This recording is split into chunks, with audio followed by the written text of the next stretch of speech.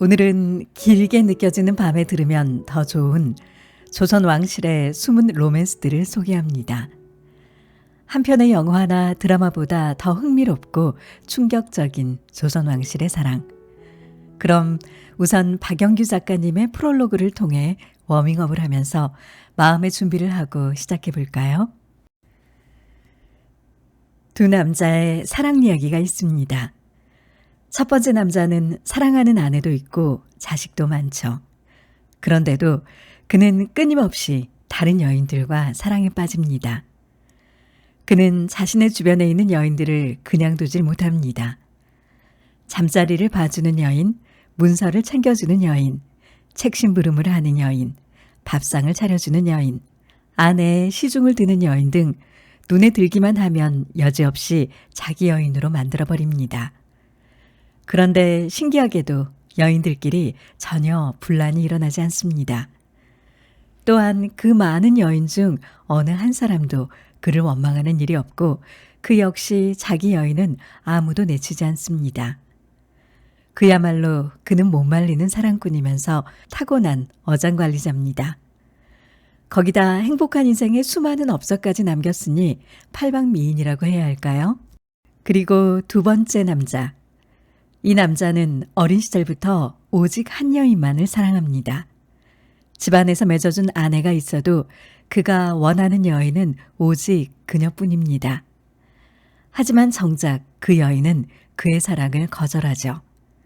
그녀는 그를 좋아하지만 사랑보다 더 중요한 것이 있다면서 한사코 그를 밀어냅니다. 그는 온갖 말로 그녀를 설득하지만 그녀는 목숨까지 운운하며 그를 받아들이지 않습니다. 이후로도 그는 무려 15년 동안 집요하게 그녀에게 매달립니다. 그래도 그녀가 허락하지 않자 급기야 그는 자기의 권위와 힘으로 그녀를 취하고야 맙니다. 그는 그렇듯 일편단심으로 한 여자만 사랑하고 기어코 그녀와 부부의 연을 맺지만 불행히도 그녀와의 달콤한 삶은 이어가지 못합니다. 그녀는 그의 아이를 둘이나 낳았지만 두 아이는 모두 일찍 죽어버렸고 그녀도 죽고 말죠. 이 때문에 그는 평생 그녀를 가슴에 묻고 애절한 마음으로 살아갑니다. 이런 사랑 이야기를 남긴 두 남자는 과연 누구일까요? 전혀 딴판의 사랑 노래를 부른 이들 두 사람의 공통점은 한국인들이 가장 좋아하고 존경하는 사람이라는 사실입니다.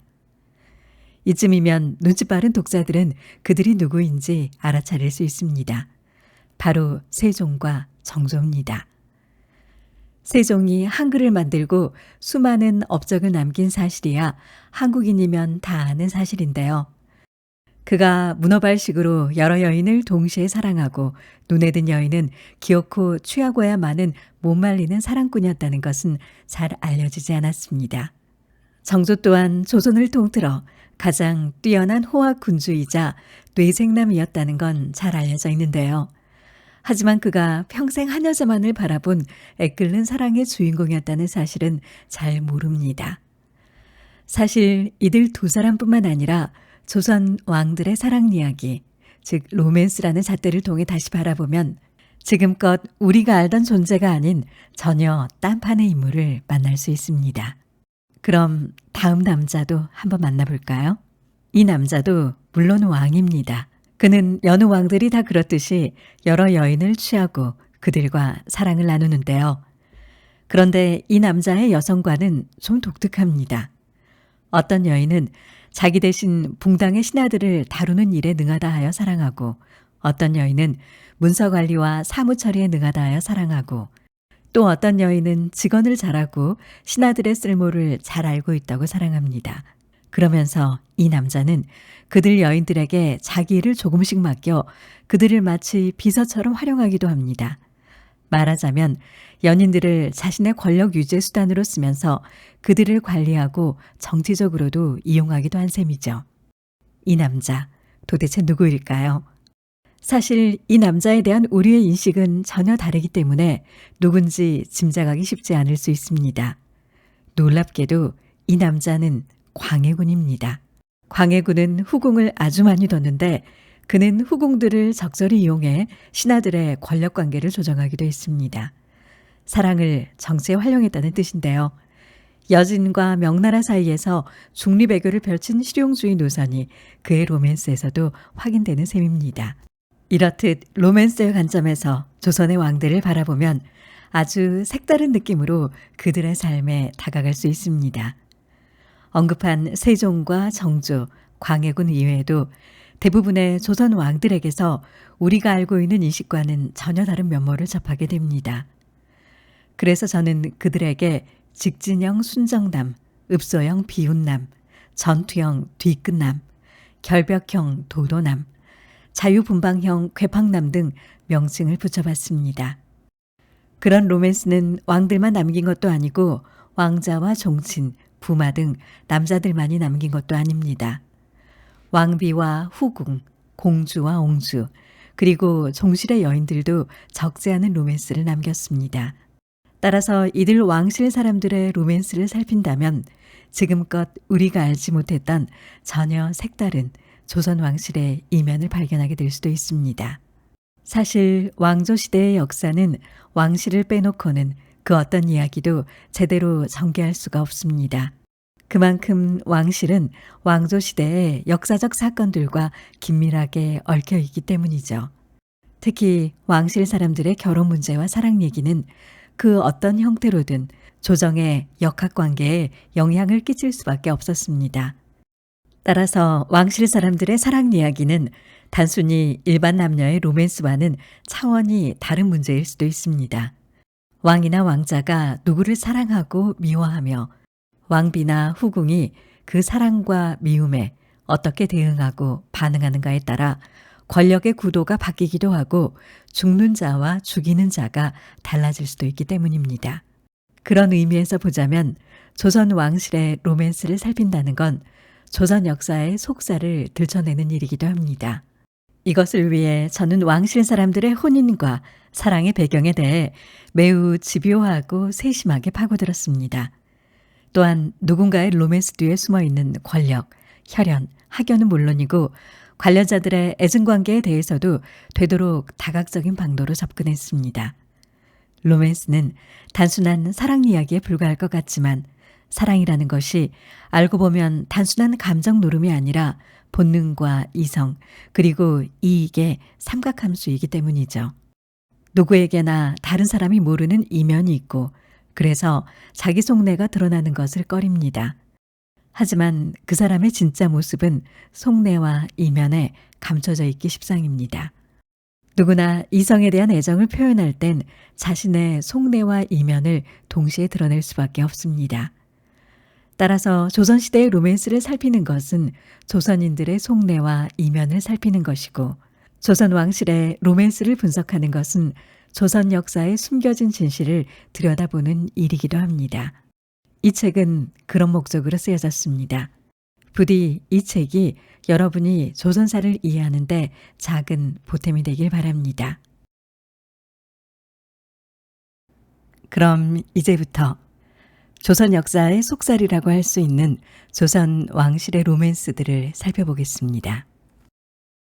먼저 자유연애를 꿈꾼 시대의 희생자 박어울우동을 만나보겠습니다. 어울우동, 어우동. 그 이름 앞에는 늘 조선시대를 풍미했던 희대의 생녀라는 수식어가 붙곤 합니다. 명문가에서 태어나 왕실로 시집을 간 그녀가 왜 생녀라는 꼬리표를 달게 된 걸까요? 어우루동은 승문원 지사를 지낸 박윤창의 딸이었습니다.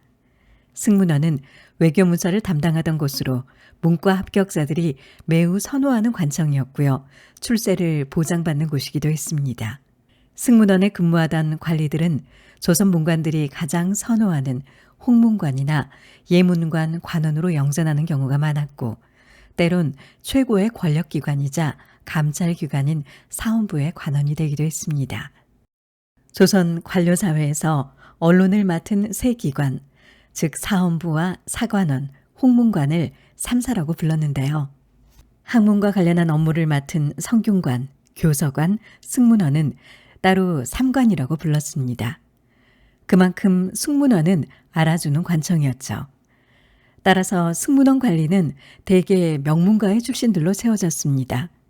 박윤창은 그런 기관에서 서열 2위인 종 3품 지사를 지낸 인물이고 어우루동은 그런 집안의 딸이었습니다. 그렇다고 해서 박윤창이 식견이 뛰어나고 고고한 인물이었다는 건 아닙니다. 사실 박윤창은 성질이 무척 온순하고 가련한 인물이었습니다. 그는 한쪽 눈을 잃은 장애인이었고요. 아내 정규덕은 장안에서 이름난 악처였습니다. 그녀는 남편이 장애인이라는 이유로 심하게 구박하고 마치 종을 부리듯 했는데 이와 관련한 내용이 세조 3년 5월 19일자에 기록되어 있습니다. 임금이 의금부에 명하여 박윤창의 아내 귀덕을 석방하였다.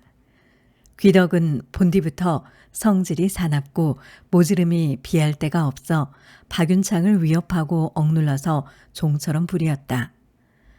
박윤창은 한쪽 눈이 애꾸가 되었는데 새로 집을 지으면서 기와를 덮고 겨우 일을 마치자 박윤창이 아내와 더불어 창문을 둘 곳을 의논하다가 뜻이 합하지 않으니 귀덕이 박윤창에게 이렇게 말했다.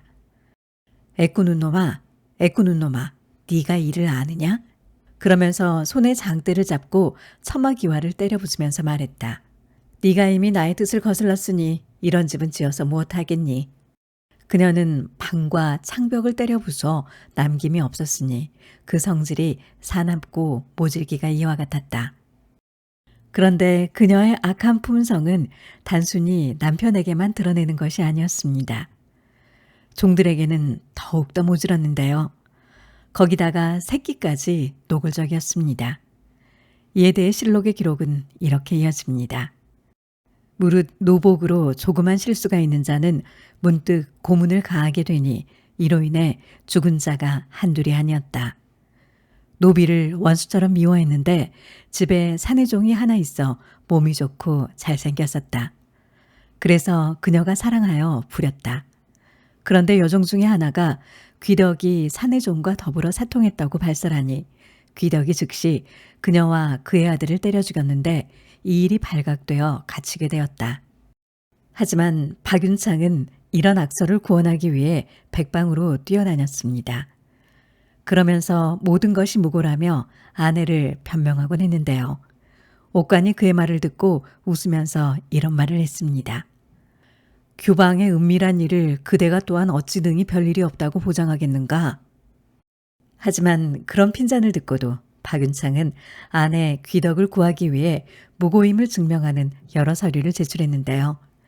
그러면서 너무도 슬퍼하며 눈물까지 보여 주위 사람들을 감동하게 했습니다. 하지만 대다수의 사람들은 그런 글을 비웃었죠. 그러다가 마침 가뭄이 심하게 들어 나라에서 죄수들을 석방하게 됐는데 귀덕도 석방 대상에 포함돼 출소할 수 있었습니다. 어우루동은 이런 부모 밑에서 자랐습니다. 아버지는 비록 한쪽 눈을 잃은 장애인이었지만 성격이 순하고 착했고 머리도 좋은 인물이었습니다. 하지만 어머니는 사람 죽이기를 예사로 하는 드세고 악질적인 데다가 새끼까지 넘치는 여인이었죠. 그들 슬하에서 자란 어우루동은 다소 독특한 소녀로 성장했고요. 어느덧 15살이 돼 시집을 갔습니다. 그녀가 시집을 간 후에도 어머니 귀덕은 계속해서 추문을 일으켰습니다. 이물개나 있는 종들과 사통을 일삼았고 이 소문이 장안에 파다하게 퍼졌습니다. 그래서 결국 박윤창은 그녀와 이혼하기에 이르렀습니다. 어우루동의 시집은 종친 집안이었습니다. 남편은 태강수 이동이었는데 태강수란 종친에게 내리는 일종의 봉작입니다. 왕실에 태어난 남자들은 종친부에 소속되고 그곳에서 벼슬을 받는데 왕의 적자들은 대군의 자코를 받고 왕의 서자들은 군의 자코를 받습니다. 군의 자코를 받은 서자들을 왕자군이라고 하는데 이는 나라의 공을 세워 군의 자코를 받은 일반 신하들과 구분하기 위한 것이었죠. 그리고 군의 자코는 세자의 손자, 대군의 아들, 왕자군의 적장손에게까지 이어집니다. 이후 그들의 손자와 증손자로 이어질수록 품계가 낮아지면서 정, 부정, 수, 부수, 령, 부령 등의 벼슬을 받게 됩니다. 따라서 태강수는 수의 벼슬을 받았기 때문에 왕자군의 증손자에 해당하고요. 품계는 정사품이었습니다. 이동은 세종의 서자 중 하나의 증손자쯤 됐습니다. 사실 종신들은 종신부에서 품계와 벼슬을 받고 녹봉을 받지만 별달리 하는 일은 없습니다. 그래서 한량으로 살기가 십상이었고 태강수 또한 그런 인물 중에 하나였죠. 조선시대에 돈품께나 있는 한량이라면 기생 하나쯤은 애인으로 삼는 것은 흔한 일이었습니다. 태강수 이동도 어우르동과 결혼한 이후에 영경비란 기생에게 빠져 이내 독수공방 신세로 만들곤 했습니다. 그리고 결국 영경비를 첩으로 들인 후에 어우르동을 내쫓아 버리죠. 그러자 종부시에서 이를 묵과하지 않습니다. 종부시는 종신들의 규율을 잡는 관청이었습니다. 종부시에서는 성종 7년 9월 5일에 왕에게 이런 요청을 합니다. 태강수 이동이 기생 연령비를 매우 사랑해 그의 아내 박씨를 버렸습니다. 대저 종신으로서 첩을 사랑하다가 아내의 허물을 들쳐 제멋대로 버려서 이별하는데 한편 그 단서가 열리면 폐단의 근원을 막기 어렵습니다. 청컨대 박씨와 다시 결합하게 하고 이동의 죄는 성상께서 재결하소서. 성종은 종부시의 이 건의를 받아들이고 태강수 이동의 고신을 거두게 하였습니다. 하지만 성종은 2달 뒤에 이동의 고신을 돌려주고 품계와 간직을 회복시켜 주었습니다. 그러나 이동은 여전히 어우르동과 재결합하지 않았습니다. 오히려 어우르동의 행실을 비난하며 재결합을 거부합니다. 태강수 이동은 자기도 기생과 놀아났지만 어우르동도 다른 남자와 바람을 피웠다고 주장합니다. 그의 말대로 어우르동 역시 맞바람을 피우고 있었습니다. 어우르동의 맞바람 상대는 놀랍게도 왕족의 일원인 수산수 이기와 방산수 이난이었습니다. 이들 역시 태강수와 마찬가지로 세종의 고손자쯤 되는 자들이었는데요. 말하자면 모두 태강수의 친족들이었는데 어우르동은 대담하게도 왕실의 종신들과 통하고 있었던 것입니다. 놀라운 것은 어우르동이 그들과 애정행각을 벌인 시점이 태강수에게 버림받기 이전부터라는 사실입니다. 태강수가 기생 영경비에게 빠져 지내자 이에 대한 대응으로 맞바람을 피웠던 셈입니다. 어우르동은 그 이후로도 수년간 애정행각을 지속했고 그 상대가 점점 늘어났습니다. 그 바람에 장안의 그녀의 애정행각에 대한 소문이 퍼지기 시작했고 급기야 조정에도 알려지자 종신부가 발칵 뒤집혔습니다. 사태가 걷잡을 수 없이 확대되자 어우르동은 일단 몸을 숨깁니다. 어우르동의 애정행각에 대해 처음으로 문제를 제기한 인물은 좌승지 김계창이었습니다. 그는 성종 11년 6월 15일에 성종에게 그 내용을 알렸고 성종은 그의 말을 듣고 이렇게 말했다고 합니다. 들으니 태강수가 버린 아내 박씨가 죄가 중한 것을 스스로 알고 도망하였다 하니 끝까지 추포하라.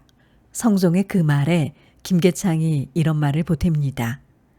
박씨가 처음에 은장이와 내통하여 남편의 버림을 받았고 또 방산수와 내통하여 추한 소문이 일국에 들렸으며 그 어미는 노복과 내통하여 남편에게 버림을 받았습니다. 한 집안의 음풍이 이와 같으니 마땅히 끝까지 추포해 법에 따라 처치해야 합니다. 김계창의 말에 따르면 어우르동이 먼저 은도금 장인과 내통했기 때문에 태강수가 그녀를 버렸다고 했는데 이는 아마도 태강수의 말에 따른 것으로 보입니다. 그리고 어우르동의 어머니도 집안의 종과 내통에 내쫓겼다고 했는데 이것은 사실이었습니다. 그래서 어우르동에 대한 체포령이 떨어졌을 때 의금부 관원들이 그녀의 아버지 박윤창을 찾아간 일을 이렇게 보고했습니다. 어우르동의 어미도 추행이 있어서 그 아비 박윤창이 어우르동에게 내 딸이 아니다라고 하였다 하니 그 맹은 어미로부터 그러한 것입니다. 말하자면 어우르동의 아버지 박윤창은 쫓겨난 자신의 아내 정씨가 바람을 피워 잉태한 아이가 어우르동이라고 말하고 있는 것입니다. 이것이 사실이든 아니든 어우르동은 어린 시절부터 아버지 박윤창으로부터 제대로 딸 취급을 받지 못하고 자랐음을 알 수 있습니다.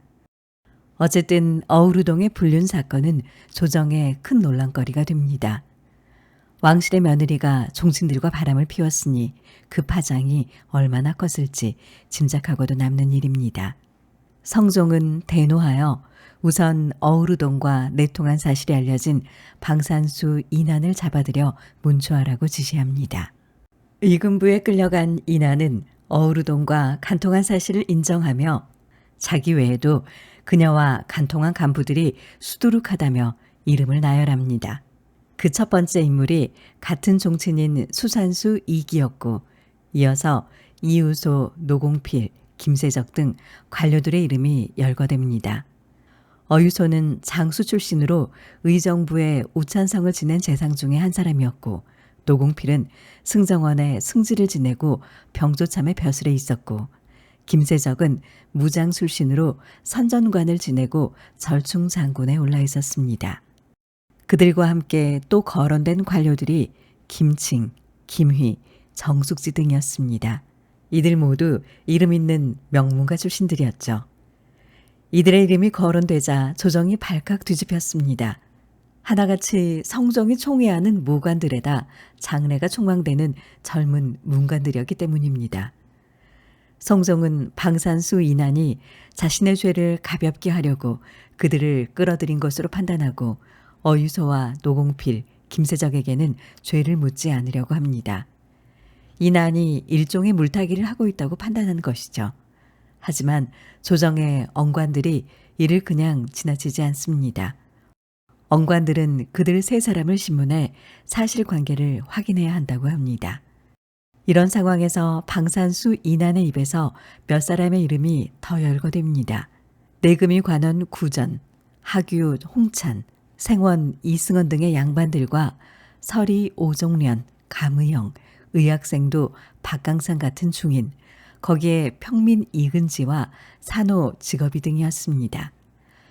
말하자면 왕족과 고관대작, 양반과 중인, 평민과 천인을 가리지 않고 간통했다는 말이었습니다. 이쯤 되자 성종은 이 사건을 가급적 가볍게 처리하고 마무리하려고 했습니다. 왕족은 물론이고 중신들까지도 관련된 데다가 앞으로 또 어떤 이름이 거론될지 알 수 없었기 때문이죠. 그런데 사헌부에서 강력하게 반발합니다. 대사원 정괄이 직접 나서 이렇게 말합니다. 신등은 생각컨대 어우르동이 사족의 부녀로서 귀천을 분별하지 않고 가깝고 먼 것도 따지지 않고서 음란함을 자행하였으니 명예와 가르침을 훼손하고 더럽힌 것이 막심합니다. 마땅히 사통한 자를 끝까지 추문해 엄하게 다스려야 합니다. 그런데 의금부에서 방산수 이난을 문초한 공소문에 의거해 어유소와 노공필, 김세적, 김칭, 김휘, 정숙지를 국문하도록 청하였는데 어유소와 노공필, 김세적은 완전히 석방해 신문하지 않으시고 김칭과 김휘, 정숙지 등은 다만 한 차례 형신하고 석방하였으니 김칭 등이 스스로 죄가 중한 것을 아는데 어찌 한 차례 형신하여 갑자기 그 실정을 말하겠습니까? 신등이 의심하는 것은 한 가지가 아닙니다. 이난이 조정에 가득한 대소조간 중에 반드시 이 6사람을 말한 것이 한 가지 의심스럽고 어유소, 김희 등의 통관한 상황을 매우 분명하게 말하니 2가지가 의심스럽고 난이 이 2사람에게 본래 혐의가 없고 또 교분도 없는데 반드시 지적하여 말하니 3가지가 의심스럽고 김칭과 김희, 정숙지 등은 본래 음란하다는 이름이 있다는 것이 4가지 의심스럽습니다. 지금 만일 그들을 가볍게 용서하면 죄 있는 자를 어떻게 징계하겠습니까? 청컨대 끝까지 추문해 그 죄를 바르게 하소서. 사헌부에 이어 사관원도 어유소와 노공필, 김세적의 죄를 신문해야 한다고 했지만 성종은 거부합니다. 그리고 종친인 방산수와 수산수에 대해서는 태장은 벌금으로 대신하고 유배 좋지 않은 것으로 종결하려고 합니다. 사실 이 사건을 오래 끌면 끌수록 성종의 입장이 곤란해지는 상황이었죠. 왕실의 종친과 종친에게 시집온 며느리가 연관된 일이었기 때문입니다. 그렇듯 조정이 시끄러울 때 달아났던 어우루동이 체포돼 의금부에 하옥됩니다. 그러자 어우루동에 대한 처벌을 놓고 조정 신료들 사이에 한바탕 논쟁이 벌어집니다. 쟁점은 법대로 할 것이냐 아니면 특별히 강하게 처벌할 것이냐 하는 것이었습니다. 이에 대해 우선 법의 규정에 대해 성종이 묻자 의금부에서 이렇게 대답합니다. 율이 결장 100대에 유 2000리에 해당합니다. 말하자면 태장 100대를 맞고 2000리 밖으로 유배된다는 것입니다. 이 말을 듣고 정산손이 먼저 말합니다. 어우루동은 종친에 처이며 사족의 딸로서 음욕을 자행한 것이 창기와 같으니 마땅히 극형에 처해야 합니다. 그러나 태종과 세종 때 사족의 부녀로서 음행이 매우 심한 자는 간혹 극형에 처했다고 하더라도 그 뒤에는 모두 율에 의하여 단죄하였으니 지금 어우루동 또한 율에 의해 단죄하소서. 즉 정상소는 형률을 그대로 적용해야 한다는 것이었습니다. 하지만 심회는 의견이 달랐습니다. 어우루동의 죄는 율을 상고하면 사형에는 이르지 않으나 사족의 부녀로서 음행이 이와 같은 것은 강상에 관계되니 청컨대 극형에 처해 뒷사람의 본이 되게 하소서. 의견은 둘로 팽팽하게 갈라졌습니다. 김국광과 강희맹, 홍응, 한계희, 이극배 등은 정상손의 주장에 따라 형률대로 적용할 것을 주장했고 윤필상과 현석규는 심회의 주장대로 극형에 처해야 한다고 했습니다. 이렇게 되자 성종은 승지들의 의견을 묻습니다. 이에 도승지 김계창이 대답합니다. 어우루동은 귀천과 친척을 가리지 않고 모두 간통하였으니 마땅히 극형에 처해 나머지 사람을 경계해야 합니다. 그러나 좌승지 채수와 좌부승지 성현은 그의 의견에 반대합니다. 어우루동의 죄는 비록 중하지만 율을 헤아려 보면 사형에는 이르지 않습니다. 옛사람들이 이르기를 법을 지키기를 금석과 같이 굳게 하고 사시와 같이 믿음이 있게 하라고 하였으니 지금 만약 극형에 처한다면 법이 무너질까 두렵습니다. 그러자 결국 성종이 결론을 내립니다. 어우루동은 음탕하게 방종하기를 꺼림이 없게 하였는데 이런데도 죽이지 않는다면 뒷사람을 어떻게 징계하겠느냐. 의금부의 명에 사형의 형률을 적용해 아뢰게 하라. 이후에도 3번에 걸쳐 재판을 진행한 끝에 결국 교수형에 처해지게 됩니다. 실록에 따르면 어우루동이 처음으로 마음을 뺏긴 남자는 은장이었습니다. 그녀가 시집간 지 얼마 되지 않아 태강수 이동이 은그릇 장인을 불러 은그릇을 만들었는데 어우루동이 그를 보고 첫눈에 마음을 빼앗겼습니다. 그래서 그녀는 여종 차림으로 은장에게 접근합니다.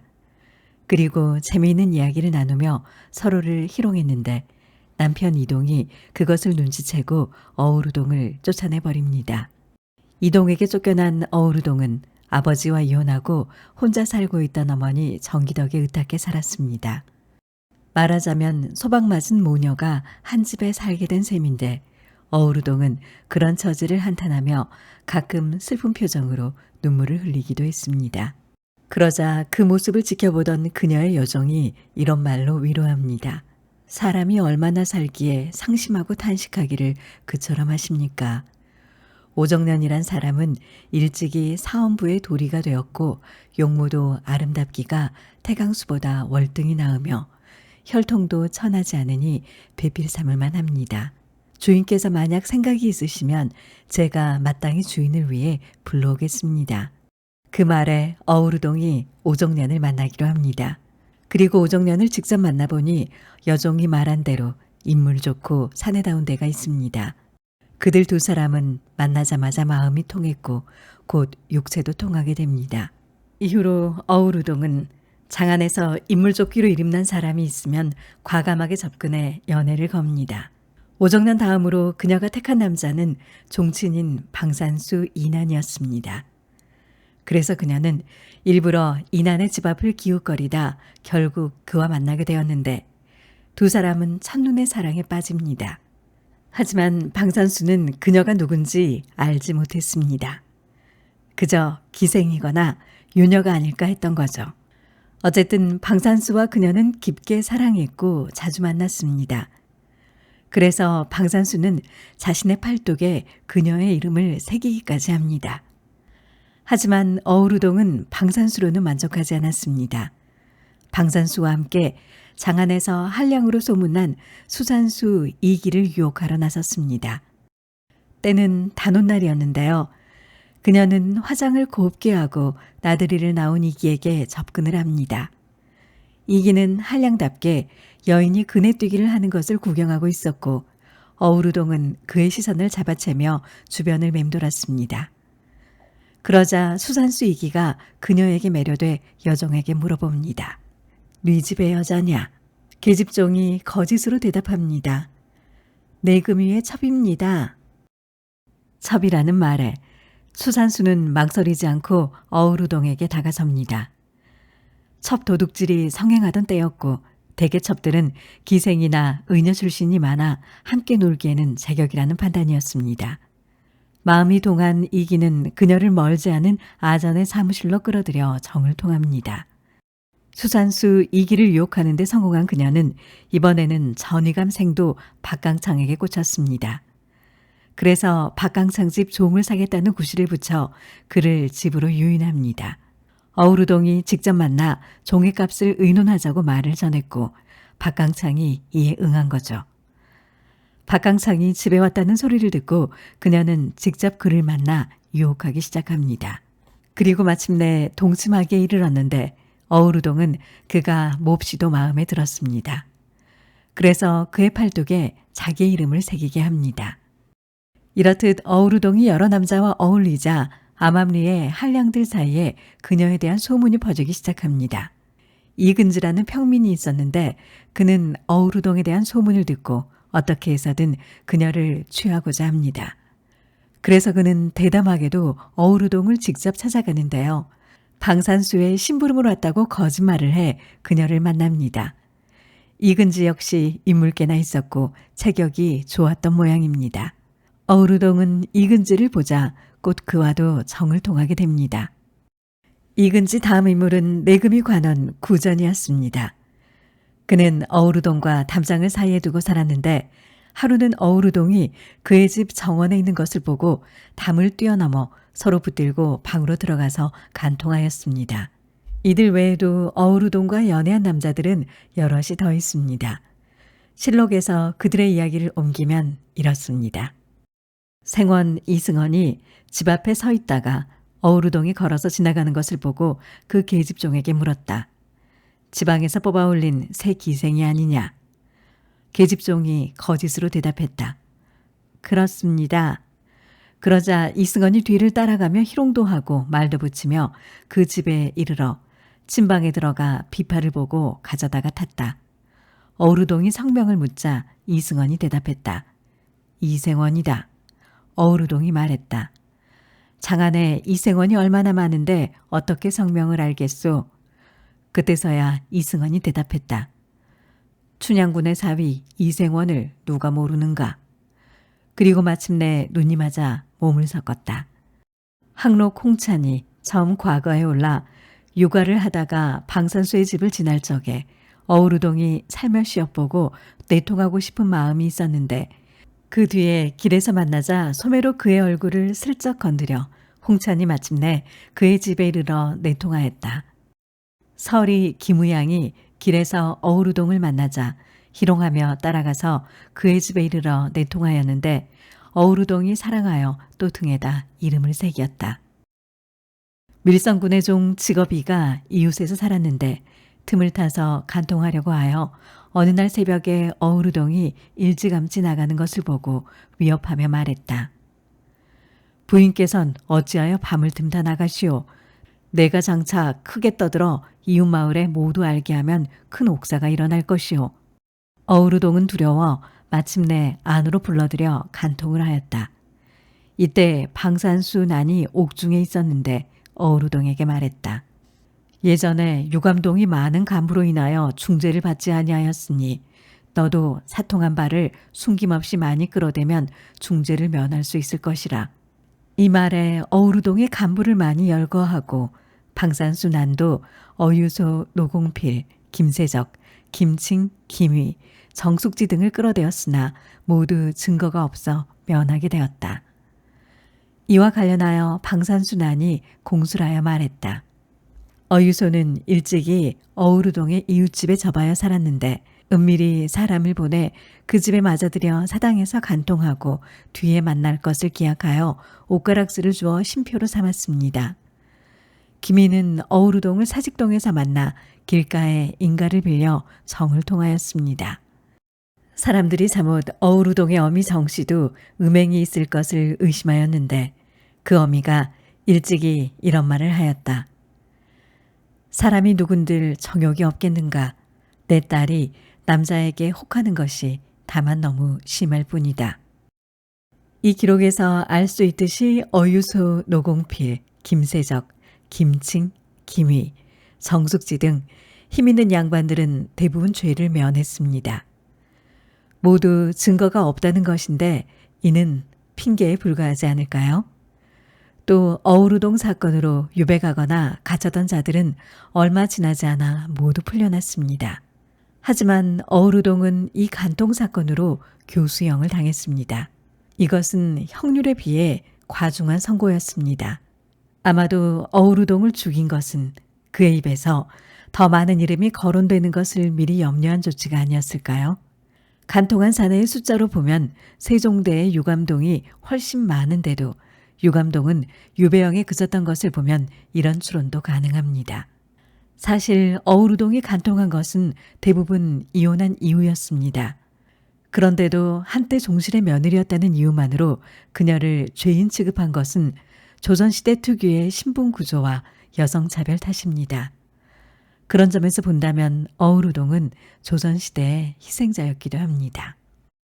오늘은 대중역사 전문가 박영규 작가가 각종 사료에서 발견한 조선 왕들의 로맨스를 그려낸 책 조선 왕실 로맨스 중에서 자유연애를 꿈꾼 시대의 희생자 박어우르동 편과 함께했습니다. 이 책을 쓴 박영규 작가님은 역사 대중화의 기수 실록사가라는 찬사를 받고 있는 대중역사 저술가입니다. 200만 권이 넘게 팔린 한 권으로 읽는 조선 왕조실록도 박영규 작가님의 책입니다. 이 책을 읽는 동안에 박영규 작가님이 얼마나 많은 정보를 갖고 있는 역사 재담꾼인지가 실감이 납니다. 이 책에는 26편의 조선 왕실 로맨스가 실려 있는데요. 그 중에 오늘은 박어우르동 편을 소개해드렸습니다. 책의 일부 낭독을 허락해 주신 박영규 작가님께 진심으로 감사드립니다. 이 책이 더 많은 분들과 좋은 인연이 되기를 바라봅니다. 오늘도 소중한 시간 책틈과 함께해 주신 여러분께도 감사하다는 말씀을 전합니다. 오늘도 행복한 하루 되세요.